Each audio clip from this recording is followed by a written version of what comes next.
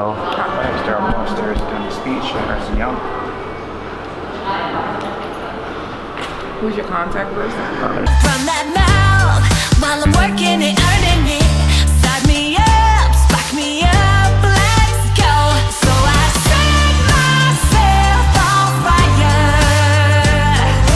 Oh, now it's my turn. Master of Ceremonies. How you doing, sir? How are you? Good, good. Great to see you. Looking good. On the phone.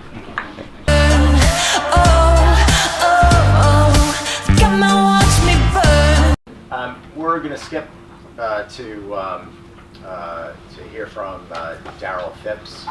I had the fortune of meeting Darryl recently and had an opportunity to spend quite a bit of time talking to him, and he's a very impressive guy. I'm not going to take his thunder.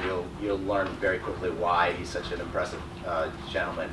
And given the fact that in the family counseling meetings we're trying to do something about wellness and other things to help some of our people, I thought it might be beneficial for all of us to hear from Darryl. He's a very inspiring guy, and again, I think you'll find there are many reasons why I immediately, and all of you will immediately find him to be a very impressive man.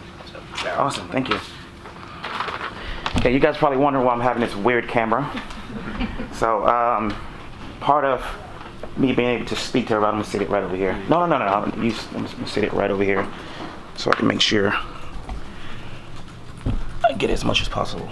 So, I'm asked all the time to write a book about my life and where I've come from and what I've done. I don't have the time for that anymore. So, it's easy for me to pick up a camera and kind of vlog it, and it's my experience with life and stuff. So I take it everywhere I go with me and kind of share my details and my experience from becoming from foster kid, from being with my mom, from my mom going to prison, and me going through the foster care system in Texas, and me becoming a 2-time martial arts Hall of Famer, 3-time world champion, and owning my own company here in New York City. That experience has taught me a lot, and I think for me to become from nothing, an abused kid, to becoming to where I am today, I had to learn how to get out of my own way and stop making excuses. The one thing I had to learn how to do is stop using the word I can't. That word doesn't even, it's not even allowed in my school. If I have, even adults, I don't allow it between kids and adults. If someone comes to the school and they're doing an exercise or a drill and they're like, oh man, I can't do that. It doesn't start there. I want you to have the confidence that you can do it. Okay, I was raised in Texas with my family, and as I said, my mom went to prison for 99 years for the murder of my sister, and so I had to kind of assist my mom through that. So as an 11-year-old kid, imagine having to go through that. Imagine having to testify against your own mom, and the result of that is where she is today. And I went through the foster care system, and the process of that is, as a foster kid, your entire life, you're pretty much thinking yourself as a victim, that it's your fault that everything had happened. And you got to find a point in your life. For me, I had to find a point to where I had to make a decision to where either I was going to use my life as a crutch, use it as an excuse, to not become where I wanted to be, to get into trouble, follow the normal path that foster kids do, which is prison. Okay? Or I can make a decision to become something. And I made a decision to try to become something. And so the way I did that is I decided to try to hang out with a lot of my friends who lived the life that I lived. I had a lot of friends that had money. A lot of people at my church had money. So I kind of wanted to hang out with them and kind of figure out what it took to live in this big house that you live in. I have no idea what it took to get there, but I wanted to imagine the hard work of what it would take to live there. I wanted to imagine my life differently. And so what I did is I decided to kind of step outside my comfort zone. I started trying to get into like professional acting, just trying different sports, and eventually I ended up getting an agent. And the agent brought me to some kind of talent show. And so, and I'm thinking I'm hot stuff now, you know. And everyone's raving about the martial arts, and I'm always in newspapers and everything else about the martial arts and stuff. And this agent's like, I'm gonna take you to New York City. I was like, oh wow, okay. You know, I'm a small guy from a 20,000 people town, small country town. I come to New York City, and I think I did a pretty good job. You know, some agents and casting directors, they're all interested in putting me in movies and stuff, and you know, I'm thinking I'm hot stuff now. And while I was here, the agent told me, what I want you to do is I want you to kind of experience New York.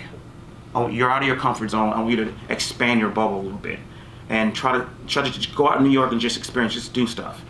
When I did that, it changed me instantly. Okay, when I went back to my town in Texas, I realized I can no longer live there. That wasn't for me anymore. It was just no one dreamed big enough for me. No one challenged himself enough for me. It wasn't the kind of environment that I wanted to live in. So what I did is I sold everything. I sold my car that I already paid for. I sold all of my belongings. I bought a one-way ticket to New York City. I had no idea where I was going to live. True, I had no idea where I was going to stay. I had no friends.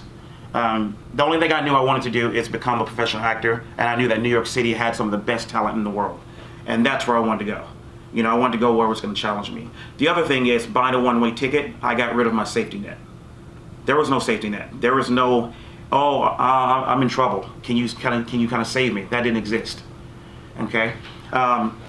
So you can imagine me telling a lot of people that I'm moving to New York with nothing, no safety net, that I'm crazy, that you have lost your mind, that how much money do you have to go to New York? Do you know anybody? Where are you going to stay? My answer was, I have no idea and I don't have any money. The only money that I have is from things that I sold. My boss at my job was, the job that I had, it was, I was doing like cable at a company called Diamond P. And he was the worst person ridiculing me in front of the entire company. You know, we go out on lunch breaks and he'd be like, yeah, Darryl's crazy. Yeah, he's a crazy guy that's moving to New York City doing nothing. One day I'm sitting there working, it's 2 weeks away, I put my notice in. Now it's serious. He knows that I'm serious. He walks up to me and says, Darryl, you know, I know I'm the least person that you want to hear from, but I really want to like commend you for really going after your goal and your dream. He goes, I wish I had the balls that you do. And I was like, well, okay, well, why are you saying that? And he goes, I want to start my own company. I want to open up a truck stop here where we live. And I was like, great, why don't you do it? He goes, I'm afraid of what other people are going to think about me. I'm afraid of failing. I'm afraid that somebody's going to laugh at me. My friends are going to laugh at me if it doesn't pan out. And I was like, that's the craziest thing I've ever heard in my life. You're older than me and I'm younger, but I know that there's nobody in the world going to tell me that I can't follow my own dream. No one knows what your dream is. They can't tell you that you can't do it. Okay? And so I told him, my advice to you is, if you want to open up a truck stop or become this big business guy, I advise you to go do it. Just stop making excuses right now and just go do it. Figure out a game plan, write it out, and go home, spend some time, and just go do it. Right now I'm hearing a lot of excuses, and that's not what I'm about. I'm not about excuses, I'm about getting it done. And I want to figure out, I was like, I'm willing to help you figure it out, but you got to figure out how to just get it done. Obviously he didn't do that, because that truck stop is still not there. Moving to New York, I ended up going into professional acting school. It's one of the best schools in the world that you can possibly go to. And then I ended up teaching martial arts at this company. What I learned at this company is how to teach martial arts and make it a salary that most people with MBAs make. The other thing that I took a liking to is the ability to become a role model. So most people don't realize that in fitness and in martial arts, we're not just a martial arts teacher telling you what to do. Some of these people, we're father figures, we're role models, we're therapists. You know, I can't tell you how many times I have people come to the school and say, Darryl, my son doesn't have a father, he walked out. You know, I've heard your story. Is there any way you can kind of lean on him and touch on him? Or, you know, Darryl, you know, my husband's abusive. I don't really know what to do. You know, or, you know, I've had people say, you know, Darryl, I got a lot of people at my company that, you know, they're unhappy or they don't work out. You know, can you put together a game plan and come to my company and put everybody through a workout? You know, I teach 3-year-olds who can barely walk, all the way up to adults who are about 75, 85 years old, who's looking to be a part of a community. And what I get to do every single day is I get to change people's lives. And I love doing that. Whether it's through the vlog, whether it's through me coming and speaking to people, whether it's me being able to sit down with you personally, kind of hear your story, and kind of figure out how I can encourage people to become their best. And that's what I enjoy doing a lot. While I was at this company, I was there 10 years, and I thought, okay, this is it. This is what I'm going to do. But what I quickly found myself doing is being complacent and not really dreaming anymore. I stopped dreaming because I thought this was it, and that's not really for me. Unfortunately, I did get fired from this company. So I was back to where I was in 2007, not knowing what I'm going to do. I felt like I was back there again. Oh man, I just got fired. What am I going to do? You know, I didn't do a good job of saving money at the time. Out of 10 years, you know, you didn't save anything. So I think I had made a big impact on a lot of people, and I started being asked to teach private lessons in parks and going to people's homes, and ended up opening up a small kind of school inside of a Jewish center. And a parent somehow found out I was teaching, came into the Jewish center and said, "I can't believe you're teaching here. You're Darryl. This is not for you. You know, what you do and the impact that you have, you need something bigger." And I was like, okay, thank you, I appreciate it, but this is all I have. He goes, "What would you say if I had a place that you can possibly open up and teach martial arts?" And I said, "Dude, I have no money." But I was like, if I know there's a way, I'm going to find it. I'm not afraid of asking. I'm not afraid of trying. None of that doesn't exist for me. I just need the opportunity. He goes, "Come with me, come to this building." So he took me to 72nd and Broadway. I don't know if you guys know where that is, next to Trader Joe's. My school's right there. He takes me up there. This place looks terrible. And so we go up in there, and I was like, okay, this is a good opportunity. He goes, "This is serious. You need to find investors. And this is a long-term deal. This is not like a short-term deal. This is a long-term deal." I was like, oh crap. You know, but I thought about it. I was like, you know what? This is something that I follow. If you're not dreaming big enough that you're following something that it literally scares you and you don't know how it's going to happen, then you're not dreaming big enough. So I want to end on this is a couple of ways that I learned how to get out of my own way.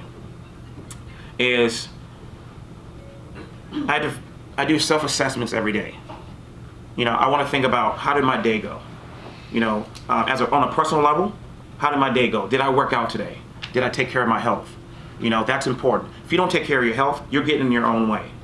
Okay. The other way is, you know, I think about the company. You know, how do we do today? How do we perform? Did we hit the numbers that I want to hit?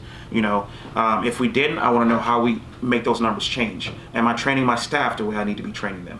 So those are all things I think about every single day. And if Valor doesn't improve, and if I see students are not improving, then I'm not happy. So I think about assessments that way every single day. Okay. The other thing I think about is my failures. You know, all of us have had failures at many different levels. What I do with my failures is I don't dwell on them. You know, a lot of people I counter all the time, they consistently harp on, man, I really screwed up. You know, man, you know, my company, I really made a mistake. I really tried to hit some numbers, but I didn't make it. What I use my failures for now is I use them as anchors. My anchors, I have a lot of different anchors. What I use my anchors for now is to help me understand and realize where I was and where I want, and I use them to help me realize where I want to go today. So I use them now as anchors, but I don't dwell on them. And a lot of people do that, and so we shouldn't be doing that. Okay. The other thing that I do very well is I give myself the tools that I need to run Valor or the other companies that I'm trying to start. I've self-taught in Photoshop. I taught myself how to code, and so many other things. And so if you're looking to expand in what you want to do in life, I think you need to teach yourself the tools. You know, be self-motivated. You know, I've met a lot of people that say that I don't know how to do this job. I want to get promoted to this next level, but I don't really know how to do that. Okay? Figure out what it takes to get there. You know, if you need to teach yourself to something, if you need to educate yourself on some way, I advise you to do that. Okay? But don't use it as an excuse to not do it, if that makes sense. Okay? And the last part that I want to leave you with is just pull the trigger. Just do it. You know, I'm sure you guys heard a lot of people say just jump and just do it. That's the thing that I live by. I try to do it all the time. I don't say no to a lot of things. If it's going to expand me it's going to help me grow personally, then I'm going to say yes. I'm going to do it. So I want to leave you guys with that. Thank you so much for giving me the opportunity to speak to you. I had a lot more planned, but